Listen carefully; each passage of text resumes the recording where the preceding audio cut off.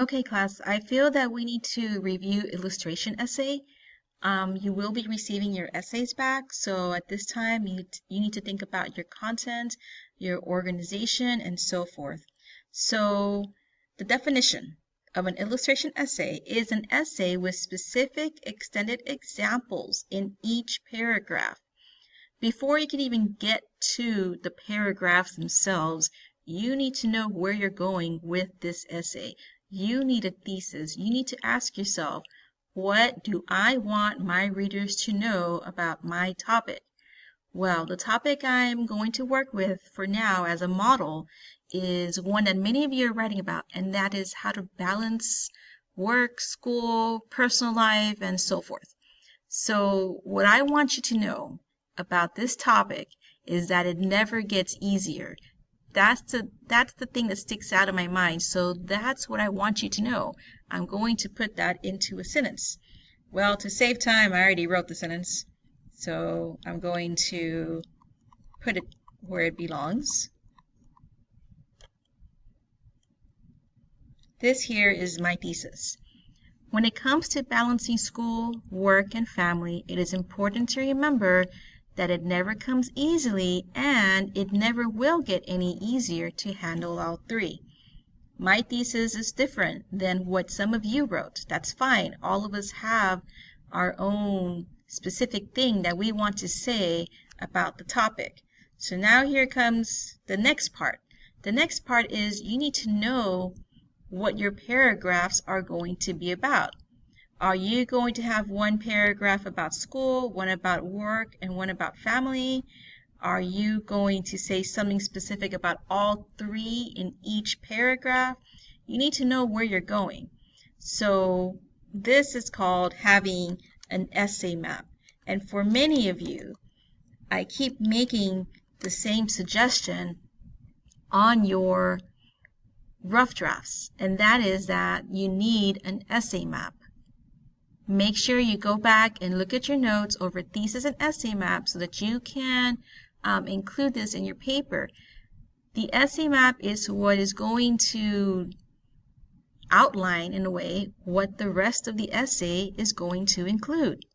So I have my main idea of what I want to say, my thesis.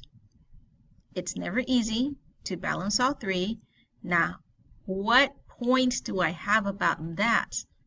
About the fact that it never comes easy. So I already wrote the essay map, and I'm going to put it up here where it belongs. And as you can see, I underlined one part of my essay map, and I put the other part in italics so that you can see that I have two things that I'm working with. Technically, what I underlined first will be my first paragraph. What I underlined, or what I have in italics second, that will be my second paragraph. So I'm not going to write a whole essay here, but I want to show you what one illustration paragraph looks like for an illustration essay. So I need to take this first part of my essay map and I need to make a sentence similar to that. That's how I'm going to begin my new paragraph below. So for the illustration paragraph, here's what I have for my topic sentence.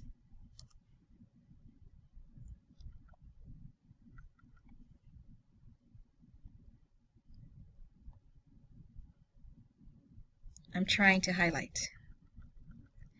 So probably by this point you've already read it, but I'll read it out loud anyways. Many people have a problem with trying to manage going to school, working a full-time job, and maintaining a family. I basically took what I had here underlined for the essay map and I put it over here into slightly different words. I did not include the time management part, but maybe that's something I can include in a separate paragraph. Or I could put it in if I felt the need to. All right, so now that you have your topic sentence, you need to do a little bit of explaining.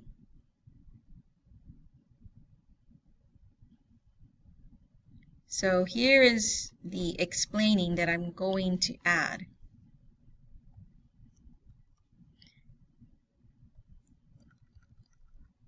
Before I go on to an example, I'm going to explain. I'm explaining what I just started saying over here in my topic sentence. Now I'm moving on to my next sentence. Attending school is practically a full-time job itself, but when you already have a 9-to-5 job, then a person has to go to school at night. This in itself will then take away time from family. This sentence explains what I'm trying to get across here. Everything needs to go from point A, which is my topic sentence, to point B, my explaining, to point C, which is where I'm going to have my example.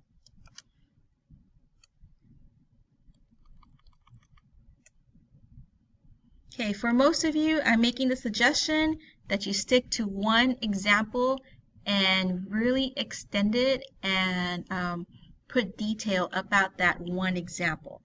So here is mine, and I'm going to put it where it belongs, which is, sorry.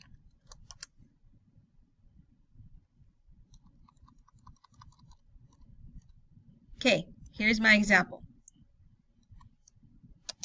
For instance, being a teacher at a public school leaves no time to pursue another degree. I made the choice to earn a master's degree, even though I knew it would take a significant amount of time from my personal life. What gave me the most difficulty was attending evening classes, meaning that my husband would have to care for the children, feed them, and put them to bed.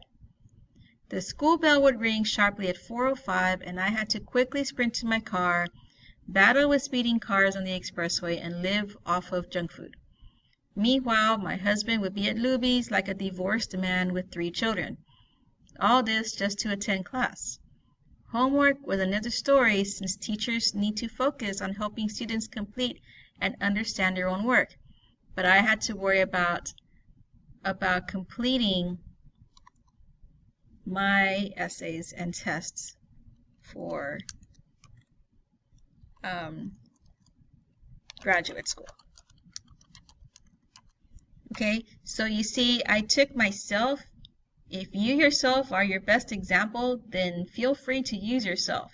However, try not to go crazy using I and me and myself. I did have to use it, but I tried to minimize the amount of times that I did use it. From meanwhile all the way to school, I used my one time, and I used I towards the end, and my again. Okay, but in this long, section right here, from meanwhile to school, I try to limit myself with the first personal pronouns. Now, if you're not using yourself as an example, it comes easier not to use first person point of view. Okay, now we're not done. I do not want your paragraph to end with your example. I need you to come back to the topic itself. So I have this portion here as well. Okay, so after you give your example, I would like for you to go back to the topic that you started off with in this paragraph. So I put, to balance all 3, a person needs to prioritize what things are most important.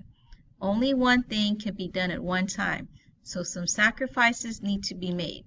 It might be necessary to give up personal family time and to make adjustments at work. It is always difficult to manage time, but what else can a person do? So when you look at it all together, we have a good sized paragraph with enough of an example to prove the point. The point being that people have a problem with trying to do all this, and that just going to school is enough, and this will take away time from family. This is my point. From topic A, from point A to point B. Now my example is point C. I'm using myself. I went into detail. I'm showing you what I mean. At the end of it all, I go back and, to the idea that it's hard to manage. So you have to try and prioritize. So this is what your paragraphs need to look like. You do not have to use yourself as an example. Really quickly, I want you to see this one. I kind of did the same thing as above, but I put an example from a movie. All right. So here's pretty much the same paragraph, but with a different example. So it says topic sentence, explain, examples. So the beginning topic sentence and explain is exactly the same as I had it on top. I haven't changed anything. I haven't changed anything in this part of the paragraph. I kept it exactly the same. All I did was change the example. So starting with the example, now instead of using myself, I'm using a movie, okay? I had to make adjustments. I mean, there's not really many movies out there about balancing work, school, and personal life. So I had to adjust, and I probably even have the wrong title for the movie. But it says even just having a job and a family is enough to give someone stress. For example, and I don't know if that's the name of the movie, so I'm going to delete it. In a movie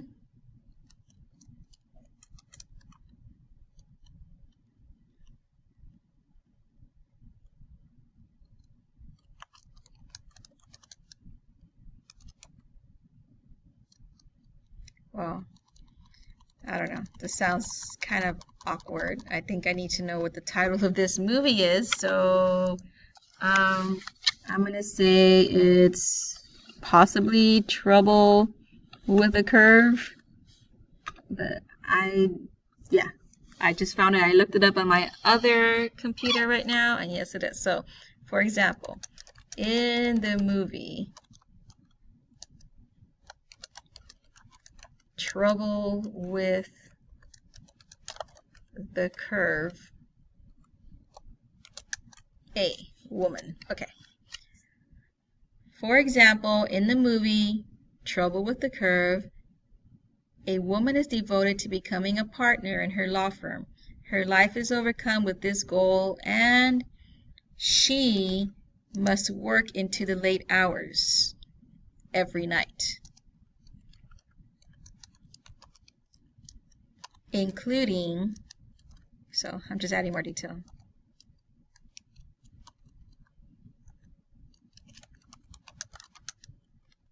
including the weekend. Having this career nearly keeps her from having a relationship with her own father and with someone new in her life. She sacrificed personal time for her career. Okay, so instead of using myself, I used a movie. And in this movie, there's nothing about going back to school. So I'm just focusing on how having a job and family is enough. Even without the school, these two in themselves bring enough trouble. So I had to make some adjustments. And then at the end, I do the same thing. I go back to the topic. This is exactly the same as what I previously had on the other paragraph.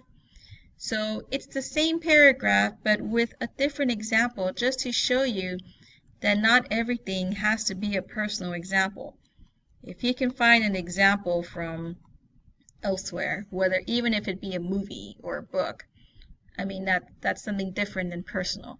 What if you can't find a movie or a book that deals with this? Well, maybe there's somebody else that you know, or somebody else that you've heard of, or maybe you can imagine somebody else, what somebody would go through who's facing this.